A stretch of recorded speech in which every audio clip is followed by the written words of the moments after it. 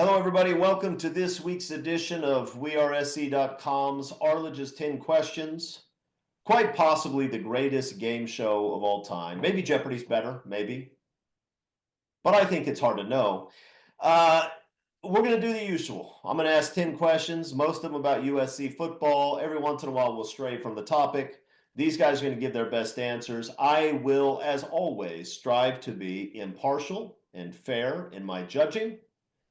The winner of this game gets a claim and probably lots of groupies waiting in front of their front door, which isn't really a good thing, especially if you're married.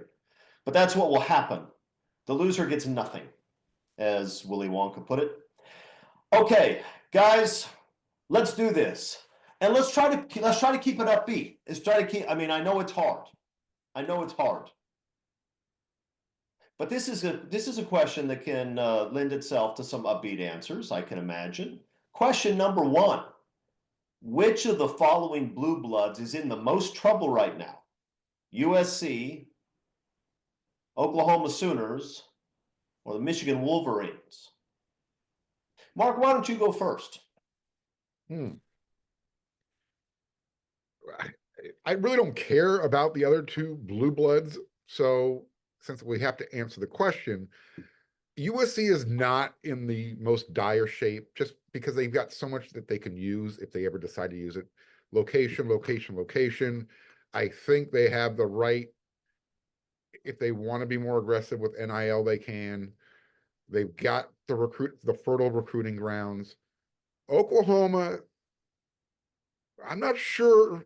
Michigan, again, I think Oklahoma is the one in the biggest in the situation where they have the most to lose. They're still not sure if they should be pissed off at Lincoln Riley or not. They're now switched that energy to Brent Venables. Where do they go from here?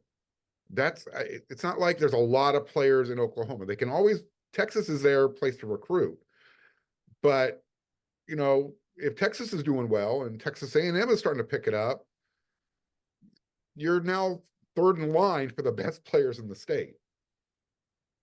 I think Oklahoma is the team that should probably be the most worried. Michigan, they deal with it. They got their national championship last year. They get one every 20 years, they'll be okay. Oklahoma, they need football, and without football, it's just a bunch of, guys selling gold jewelry on the side of the street that turns your skin green, right, Chris? My skin didn't turn green. Of course, I don't wear it. I got it right there. It's hanging up. Maybe I'll wear it next week. I think that'll be a victory. You know how they have the turnover chains at some schools? I'm going to wear that for wins. If we win, I wear the Ardmore gold. If we lose, I don't. Mark Hawkins says OU is in trouble. Probably true. Eric, what do you think? Who's in the most trouble, USC, OU, or Michigan? They're all in trouble. They're all in a bit of trouble, I think, right now with what's our path forward. Some of it is can the head coach do this? Something that they haven't had to do before. Lincoln Riley gets crushed, I think, a little bit on he took over Bob Stoops' program and just coasted on it. And it's like, well, yeah, but then when he left, the next guy drove it into a ditch. So like he clearly did something right with taking over that program and continuing it. He hasn't had to build anything from the ground up like he's having to do at USC. And so far, what we can tell is his initial plan was wrong. And he's had to pivot and go a different direction. So can he do that? We still don't know. I think it's Oklahoma because they got into the SEC and they are not ready for it. They are not ready for that. You look at the rest of their schedule and there are no teams there like USC has a couple games in the Big Ten right now, and we'll have next year too, where you're okay. That's cushy. Oklahoma. To answer this, I looked at Oklahoma. They have one win on their schedule. One, Maine. You got Maine coming up. So I looked at Oklahoma's schedule next year. You've got Illinois State, Temple, Kent State. Great. You play Michigan, which that's going to be an interesting one next year. And then their SEC schedule, Texas, Alabama, Auburn, LSU, Ole Miss, Missouri, South Carolina, Tennessee. Auburn. That's rough. Sure, but there's not Purdue on that schedule. You don't have a Rutgers on that schedule. Like that's, USC's schedule is going to change and they're going to get some good ones and not, but USC even in the Big Ten is going to have some baked in wins there. And so I think it's Oklahoma because of that conference and how they're set up. Look, USC's got questions to answer before you can say that they're really moving in a positive direction. I think there are a lot of things in the USC program where you say, hey, if that keeps going, I think I see the light and I see a path forward. So it's not as if I'm saying USC's got smooth sailing, but Oklahoma's going to be a long way to say Mark's right, and I agree with him. Yeah, I think that's look.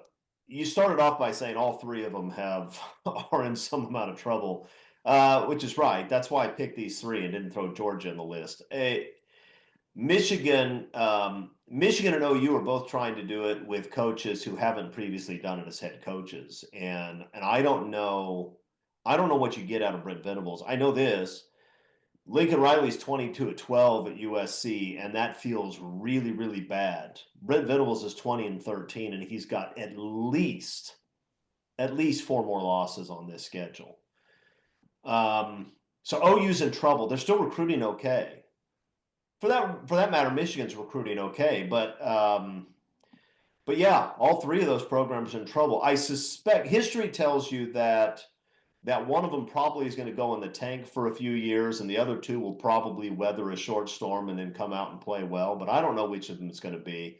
I would say OU's in the most trouble. But if you told me that Michigan's going to be 7-5 for the next 3 years, that would not shock me. If you told me USC was going to be 7-5 for the next 3 years, it wouldn't shock me. It would depress me greatly. So we're all going OU, but I think I'm going OU just because I hate them so much. And by the way, OU fans, if you're joining us, and I know you're not, you stopped once you guys started losing football games. You only come here when Lincoln Riley is struggling so you can gloat. So I know you're not here. But if you are here, just understand that every single week, the first score I check that's not a USC score is yours. And every single week, when you guys embarrass yourselves, I gloat. And then I go and check your offensive stats to see whether your quarterback had 3 pick sixes and see whether he averaged more than 5 yards per attempt. It's usually yes and no, and I gloat even more. I understand I have nothing to gloat about with my team right now. That's the only enjoyment I'm getting this season. So thank you for keeping my spirits up just a little. Mark, go ahead. Actually, misery loves company. They're still hanging around there. They're still around. Trust me. Right. They'll let you know. And you know what? Brent Venables is already pointing the finger. He's already fired his offensive coordinator. So yeah, well, and maybe he should have. I mean, I don't know. It's not like the guy was killing it. No. But okay, well, look, OU fans, if you're still around, send me an email. I'll drive up. We'll sit down and commiserate together. I'm not afraid to do that. Okay, you both get a point because you both picked OU, and that makes me happy. All right, 1-1. Question number 2. Give me the most disappointing single aspect of the USC football team right now. Don't give me the number of wins. I know that sucks. Just tell me, what's the single most disappointing aspect of this USC team? McKinney, go. Explosive plays. USC's ranks in all special teams, offense, explosive plays, no matter how you want to look at it, running, passing, from scrimmage, all of it. These are nationally the rankings of USC's defense under Alex Grinch. Triple digits, yep. 107, 118, down with Michigan and Iowa and some of this stuff. Yes. And so if you want to say it's the offensive line or this part or the whatever, the fact that they haven't been able to piece anything together that threatens you down the field or gotten creative enough with, yeah, we struggle here, but we can figure this out. 7 games and nothing. I mean, the Quentin Joyner run sticks out so much because it's the only one. I mean, it really that design and how you use Zachariah Branch and just everything that went into that is so different than everything else we've seen all year. And so that for me is just, you thought you had the guys, to threaten teams like that and be exciting and still explosive enough offensively has not happened. Hey, that's a pretty good answer, Mark. I like that answer. You have something better? It's a really good answer, but it starts up front. You can't have anything happen if your offensive line can't protect the quarterback, which means he can't throw for those explosive plays. Um, we could talk about individual players, but for me, the most single disappointing thing is the offensive line because it's retarding the offense from doing anything it wants to do consistently. I'm not sure you're allowed to use that word anymore. We used it when we were kids. I think you're not allowed to now. I didn't use it for the person. I know. All right. The answer is Eric's answer. It's the lack of explosive plays. The offensive line has been a mess, and that's disappointing, but I think we all knew that was a possibility. I really didn't think that the offense would be so inept that that 13 yards is a giant play. After those Caleb Williams offense, even last year, there was a bad football team, right? Or and a very average football team. But even so, I mean, they would and just about every week you were going to have a 75-yard touchdown. Now you can't throw the ball 30 yards downfield. It's tough. And in LA, you can't be boring in LA. You're not allowed to be boring. You have to win to get people's attention, but you also have to be exciting. This is not Nebraska. It's not Iowa. You can't ground it out with 217 yards offense and win the game if people are excited. And USC right now offensively fluctuates between boring and frightening, and that's not a good place to be. I think to Mark's thing too with the offensive line, disappointing is different. I think frustrating is the composition of the offensive line. The fact that you just whiffed in so many recruiting classes and you're having to rely on guys that aren't ready for these kinds of snaps. And who do you go to? There's nobody else, right? Like how this line got built, and part of it, right? The guys who are here now needed to do something different to get it there, but what they were handed and the ways that you can go about building competent, cohesive offensive lines, that's the frustration. And that goes back to 2019 when you start building the 2024 line, 2019, 2020, like those guys, to bring in 6 offensive linemen and have one of them do anything. And those should be your 5th year Michigan national championship offensive linemen. And that's frustrating with what just that group looks like right now and who USC has to rely on when those guys, a chunk of them are just not ready yet. So USC fans, I understand that there are probably some seats available for the Rutgers game, but there are still some big games coming up, including Rutgers, but also Notre Dame, some others, UCLA at the Rose Bowl. There are usually seats there too, but for the rivalry game, maybe not. And Dodgers, Yankees, the Lakers, all kinds of stuff that you need to go see. The best thing you can do for yourself, go to Game Time, download the Game Time app, enter your On3 code so you get $20 off. There's some rules that apply to that. They're all reasonable. Go and buy yourself some tickets to these games. It'll be fantastic. Concerts too, Broadway shows. I don't know. If there's a square dancing competition, and I don't know if there is, but if there is, they probably got that too. They have all kinds of stuff. Fair prices, easy checkout, Game Time app or gametime.co if you're doing it on the laptop. Do yourself a favor. Treat yourself. You know what? Take the wife out. Go take her to a Laker game. She wants to see the Lakers. Probably. Maybe not. Even if she doesn't, go take her anyway. That's what you should do. All right. Question number 3. It's 2-1, by the way. McKinney's winning, which is something that I haven't said much in this game in recent weeks. Is it time to start playing the kids more? Should there be a youth movement for USC football now that they're 3-4? Mark Culkin, go. Yes, absolutely. I've been saying this for a while now. It's bowl prep season. It's time to get these guys ready. USC, Eric, didn't read the story yet. How many snaps did Cameron Fountain play against Maryland? 7. Okay. Those 7 snaps, I remember one. How much is that going to help with their development? 7 snaps here, 1 snap there. You got to start playing these guys. You're 3 and 4. Like I said, you're playing for pride. You're playing to beat UCLA. You're playing to beat Notre Dame. You got to start playing for the future as well. So let's start getting some of these guys that you just brought in with the most recent recruiting class, they're really talented. We need to see more Desmond Stevens. We need to see more of Eli Newby. I don't want to push the offensive line. Those guys are too young, but yes, let's put a package in for Jaden Mayava. Absolutely. It's time to get the younger players some productive playing time during the games when they matter, not against Utah State's at the, end of the last 4 minutes of the game. Clear the bench, he says. Eric, is he right?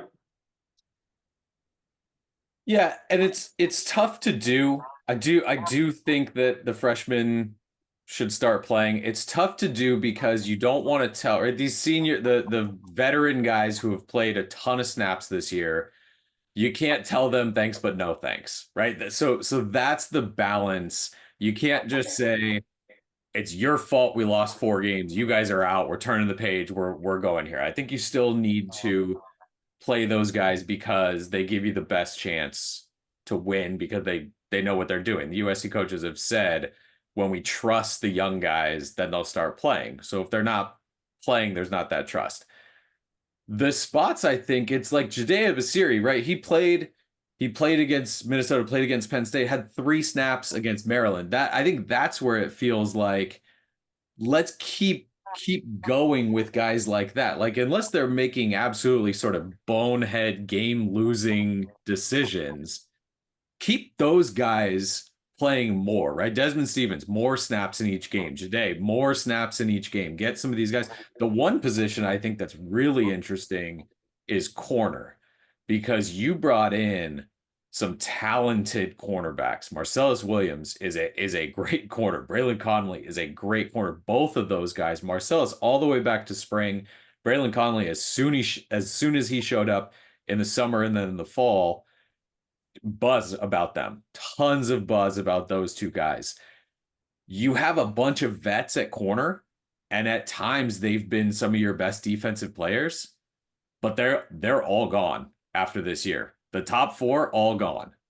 So do you want to bring in all these young guys in this class, not know what they can do, and then have to go to the portal to bring in guys above them?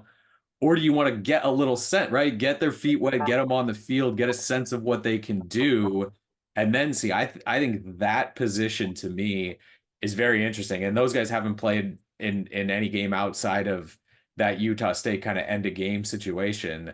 And it's been tighter with young guys back there. But to me, that's a position that becomes really interesting here as you balance trying to win as many games now, but I think also that development and all that you talked about, the difference between practice snaps and real game snaps is so different. Everyone talks, the speed of the game. I had to adjust. I had to do all that. You got to see it against real teams in real situations, and so that particular is a spot where I'm interested to see how they handle that the rest of the year. Yeah, look, you have to win games at this point. One of the downsides of being 3 and 4 and having a bunch of close games and losing a lot of those close games is you're not in a position where you can put Williams in a corner because if you make a mistake up front at defensive tackle, that probably means an 11-yard gain. If you make a mistake at corner, it's probably a touchdown. So I understand why they're hesitant to put even the really talented young corners in. You have to win. That's number one. But it is the case that you need to develop some of these guys, and they're starting to come along. I mean, Desmond Stevens, I think, had 16 snaps. He's starting to play enough that come next year he'll feel comfortable like a vet. Cameron Fountain probably needs more than 7 snaps for a bunch of reasons. One is because you're going to need him to be a key part of your team next year. And number two, you're not getting a pass rush anyway. It's not like anybody else who's been on the edge can get to the quarterback, so why not? Get him out there. He is I mean, maybe he's not ready, but that kid is he's built like an NFL edge and he's fast. Put him out there and see what happens. I mean, why not? If you're talking about I understand maybe he's not going to hold the edge the way Anthony Lucas did when he was playing, or maybe he will, who knows. But I know this, if it's third down, I'd rather have him out there than some of the guys have been playing because I know they're not going to get a sack. Fountain may actually surprise us. That sounds harsh, but the truth is the edge rushers have been, we go back to the most disappointing aspect of the team. The edge rushers are up there for me when it comes to the most disappointing aspect of the team. That's where you had a lot of guys who I thought those are talented guys. Those are the guys that look like the guys that Georgia has, but they have not played like the guys that Georgia has yet. Now, granted, they're young, right? Or in Lucas's case, not necessarily young, but hasn't played a ton of football. So I get it, but I don't get it entirely. I'm disappointed with what we've seen. All right, you both get a point. Nobody separated themselves. Lincoln talks about the importance of separating, and I didn't see any separation there. All right, give me the movie title of best captures the 2024 USC football season. Eric. So in the style of the Academy Awards, or at least what used to be, I think there's like 10 now. But I've got a top 5 here, and I'm gonna my answer is number 1. I know. You're gonna take. Wait a minute. Do this. Let Mark go first, and if you and I can run my Okay, 5. I was gonna He say doesn't just take any give of your it. one, and then we'll fill in. You're the after. person that Ricky Gervais talks about and hates when he used to host that award show. I don't think so. He never mentioned me specifically. I said the type of person. I said the type of person. That was the Golden Rich and Globes, I famous? think. That was the Golden Globes, not the Oscars, and that was the single greatest monologue ever delivered at an awards show. Just amazing. All right, Okay, so the what is answer, it, so my answer, the answer is up in the air. It describes the offense that USC is running and the feeling about this program right now on what directions it go in and how grounded and set are you in terms of how positive the future is. Okay, up in the air. That's not a bad answer. Mark, what do you got? Who was in that movie? I don't think I've ever heard of that movie. I've heard of Up in Smoke. Is that the movie you're talking Wasn't about? that the one? Wasn't that the one with Clooney up in the Yeah. air? Anna Yeah. Kendrick, George Clooney. That's why I haven't seen it or heard the movie. Okay. You don't like George Clooney? What's wrong with you? Big fan. Have you guys heard of the movie Sideways? Yes. Fantastic. Yes. It's a really offbeat comedy. I'm not even sure if it's supposed to be funny, but the title I think is appropriate. This team has gone sideways ever since they started, the season off. But I'm thinking about the characters and this team. If I drank, I'd be an alcoholic. I'd be out there exploring, doing different things the way this team's playing, trying to figure out what I am, who I am, what I want to do with the rest of my life. Do I want to live? The movie itself doesn't really reflect the team. The title of the movie, though, is Sideways. This team has gone sideways. They also crash a car into a tree in that movie, and that's pretty good. Yeah, Groundhog Day is the right answer. That would have gotten a point, but you both get a point because I liked both answers. I just didn't love them. I didn't love them, but I liked them. Groundhog Day was in my top 5. So Rocky was 5. Groundhog Day I had 4. I had two of the Dollars trilogy for a few dollars more when you're talking about raiding the portal and NIL stuff. Okay, that becomes interesting. And then the good, the bad, and the ugly starting off in some of these games and some of these other games. You should have just gone with Up in Smoke and it would have worked, Eric. Yeah, or Titanic. Okay, 4-3. Question number 5. This is a good one, I think. Mark, give Lincoln Riley one piece of advice. Go. So the advice would be, if you're not going to bring Pete Carroll onto your staff as an advisor, hire an offensive coordinator, play caller. So either hire Pete Carroll or hire an offense coordinator. Okay. Eric, what do you have? Same as last week. Run the rock. Mark mentioned Pete Carroll. He gets a point. 4-4. Okay. Question number 6. This is an interesting one. I don't know the answer to this, but I'd be curious to sit down with the people involved and see if I could get an honest answer.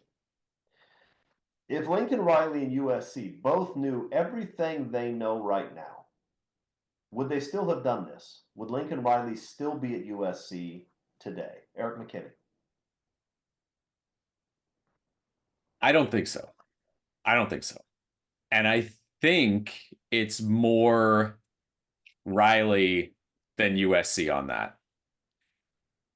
I think that USC to outsiders pitches itself and seems like what Riley said, the mecca of college football. And you see the sellouts and you see the national championships and you see what it is when it is rolling, and that it's all by itself out here, and that there's a ton of recruits that you can just walk down the grocery aisle and pop in your basket.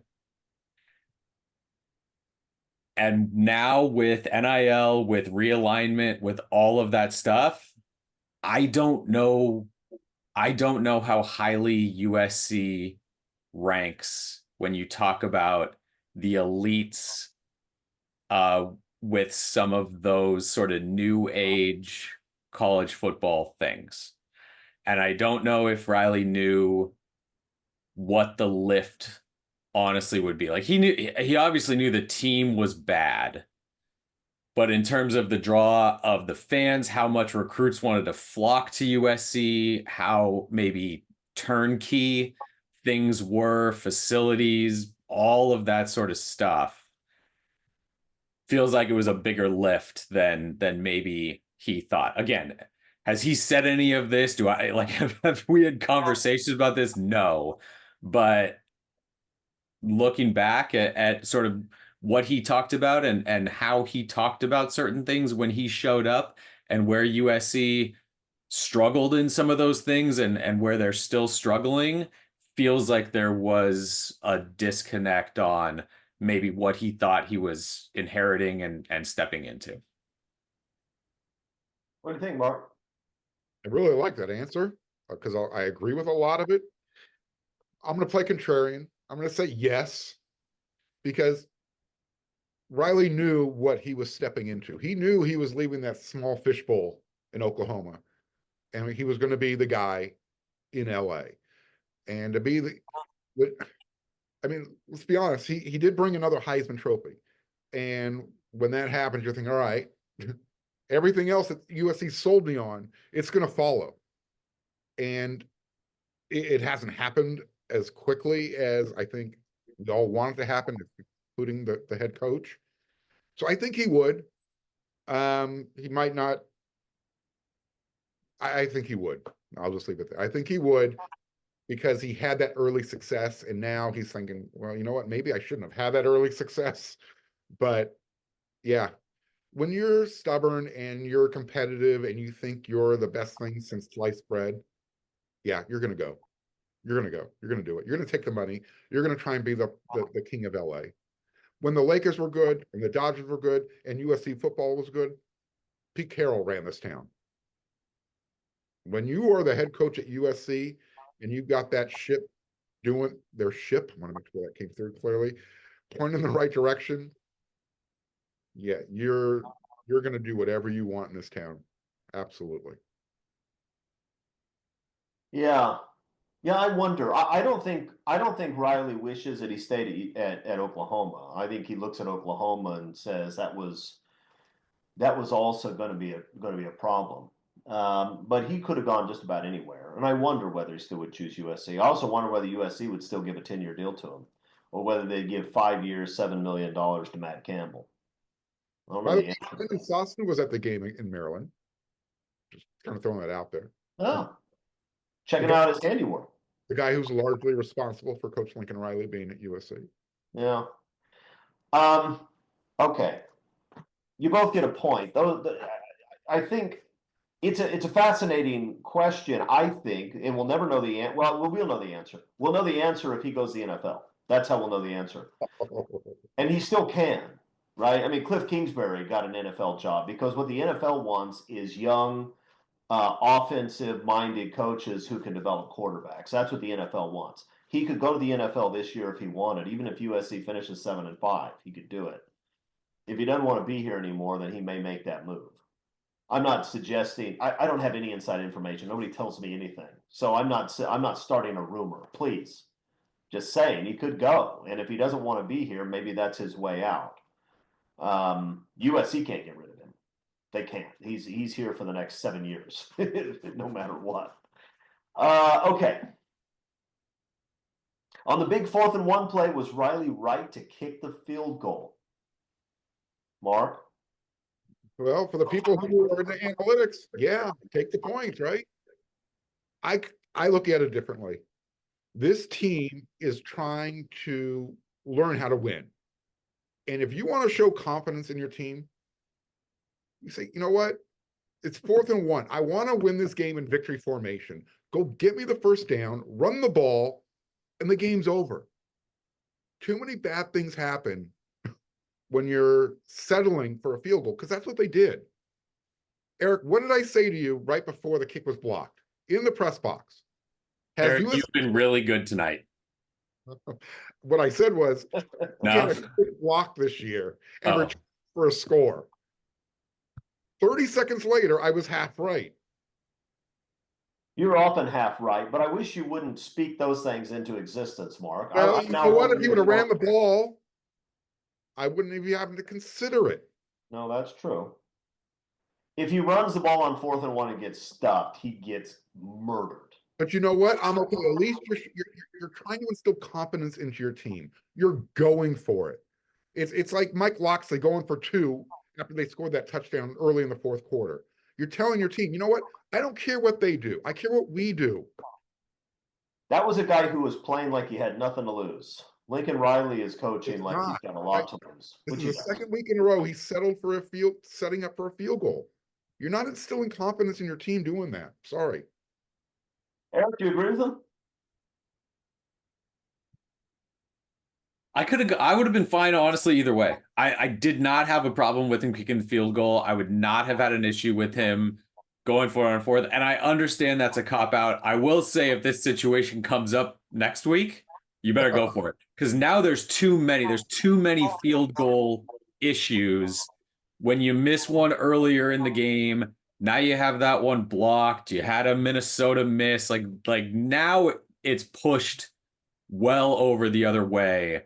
You go for it. Michael Lance has kicked well, certainly well enough this year, but you still got a little bit of a college kicker, and that block was not his fault at all. But now I think going forward, I think you go for it. Now I think you're Maryland, right? Let's win every game we can. But no, if you kick, that's a 41-yard field goal. You have everybody involved in that play can hit a 41-yard field goal. You go up by 9, and that wins you the game. Wins you the game. I don't have a problem with him kicking that field goal. The problem was on 2nd down where they run the ball and they miss a run block, and it's all, that's the stuff. That's the stuff. Be average. Be average. Hit your plays, make yards, and then you have a mess up like that, and now you're behind the sticks, and now you're in trouble. That right there is the reason he kicked the field goal. He does not trust his guys not to whiff in a big situation. That's why he kicked the field goal. In the NFL, it's an absolute no-brainer to kick it, right? In the NFL, you kick it every time, and you make it 97% of the time. In college, it's a little bit more difficult, especially because right now, USC special teams, other than the punt team, which is amazing. Other than that, I called it a circus in my post-game article this week, and I think that was generous and kind. I mean, it's amazing to me. One of the other most disappointing things, we talked about most disappointing earlier, Zachariah Branch is so unbelievably talented. And we saw a glimpse when he actually returned a punt this week, right? I mean, ran it back 22 yards or so, broke a tackle, made some cuts. He looked like the old Zach Branch, but geez, you have 15 yards and you're fair catching? I mean, you were the All-American returner last year. Why don't you have a little confidence in what you're doing, son? Get out. Those first two fair catches were mind-boggling. After the second one, Lincoln Riley was kind of having a little bit of a stern talk with him on the sideline. You could see it. The first one was bad. The second one was shocking. Oh, Because it was, he clearly had outkicked the coverage. He had 15 yards and one guy to beat. That guy doesn't tackle him ever. I think it was like a 61-yard line drive kick. Like that's off a tee. That's hitting a baseball off a tee. He's got one guy within 25 yards of him. The likelihood that guy tackles him one-on-one in the open field is about 1 in 90. I mean, it was just such a terrible decision. And then he runs the kickoff out of the end zone and runs sideways. I don't know what's going on with Zach. You guys know how much I love the kid. I've been talking him up since he was in 4th grade.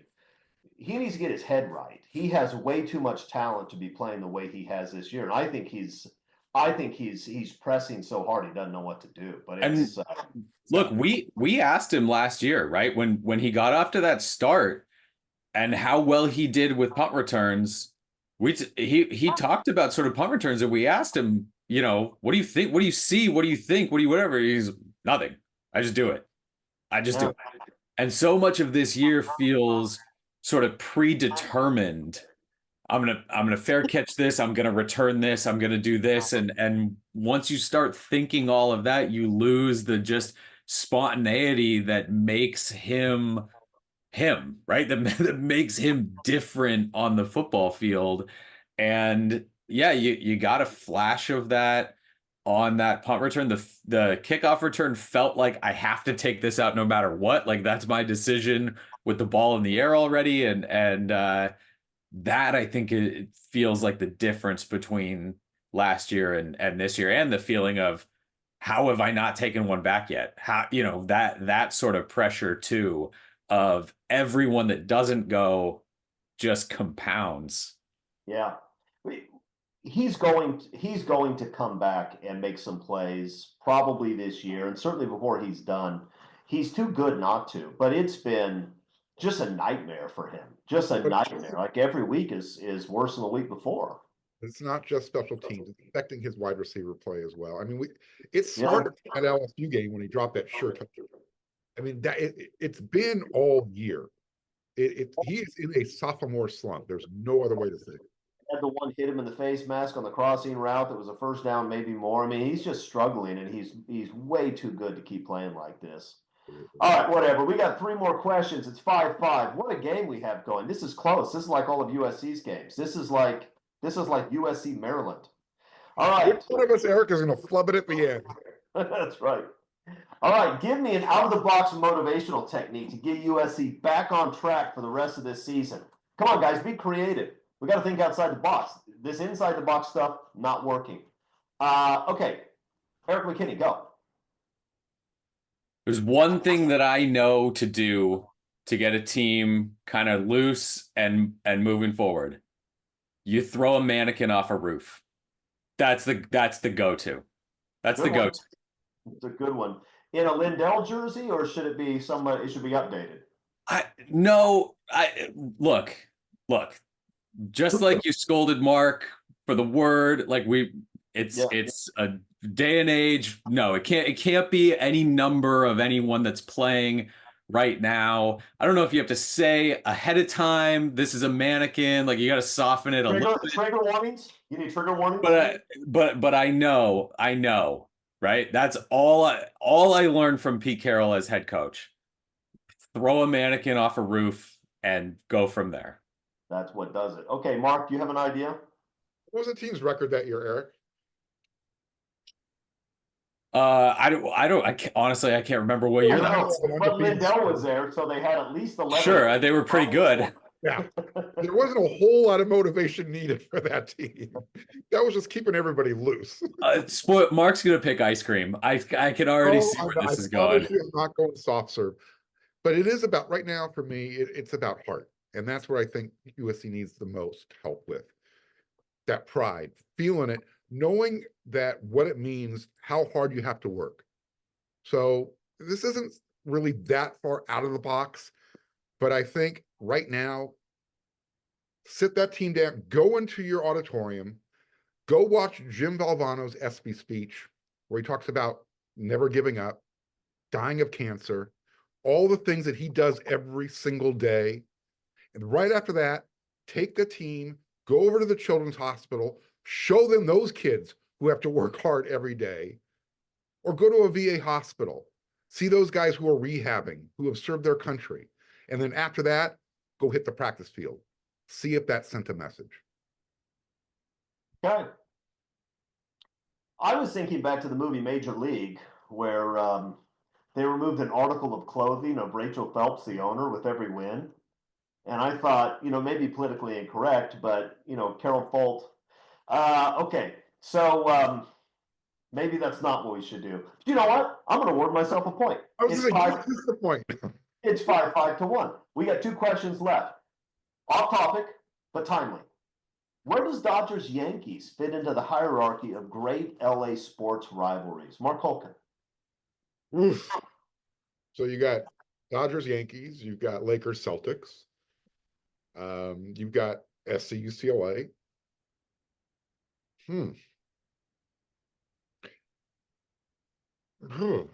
Just because of how many times they've met in the finals in the World Series and how many times the Dodgers have come up short against the Yankees. LA Dodgers Yankees is the number one. It's the patriarch. Then it's Lakers, Boston, then it's SC UCLA. I hate to say it like that, but You didn't even include USC Notre Dame in your answer. That's very interesting. well, you're raising a really good point. It's still not going to be above Dodgers Yankees. There's just too much history. Okay, Eric.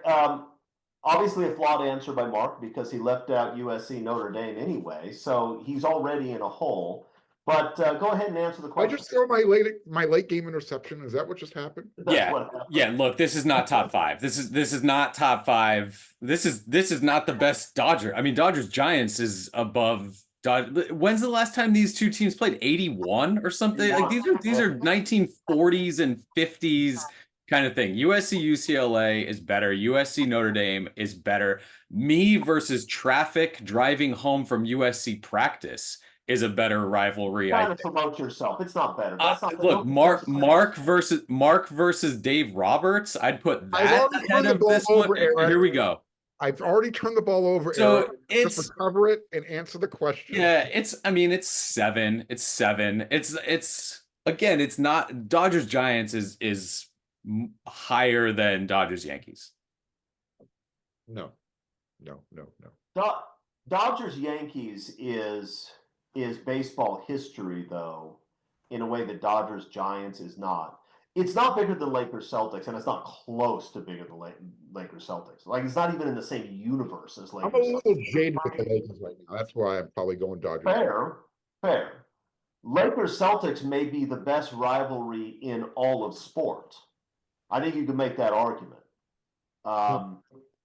Ali Frazier may be up there, but Lakers Celtics have played more. But Dodgers Yankees is pretty exciting. I mean, I have a hard time watching baseball games on TV. I'll watch these. That's how exciting it is. Okay, Mark lost that. He knew he was going to lose it. McKinney got a point. He might have gotten more than 1 point, but he spent most of his time just attacking the mark. Question number 10. USC needs to win out going into Notre Dame. They have to do that. What team on the schedule is the biggest threat to that actually happening? Eric. I think it's Washington. I think the road trip aspect of it, like when you lose this many games on the road and then have to go play at it. And yeah, USC plays Washington. They haven't played there in front. Like these guys haven't played up there. They don't know what that stadium is like. And so I think that's it. They've played better. They're not great, but I'm not gonna say Nebraska and a true freshman quarterback. So I think it's at Washington. Mark? The way I'm feeling right now, I want to say Rutgers, but I think it's, God help me, it's UCLA. Believe it or not, those guys still play defense this year. It's UCLA. USC's offense has been so inconsistent. I think UCLA has enough on defense that they can dial it up and figure out a way to let USC lose the game. All right, so here's the thing. I actually think Mark is right about this. That game, anytime, even when USC was great, that game was scary. When USC is not very good, that game is unbelievably frightening because usually it's the only time all year that UCLA actually cares. So I think Mark is right, but I will not award him a point. And I will not award him a point. Come on. I will not award him a point. This is more big conference officiating, just kicking me in the gut.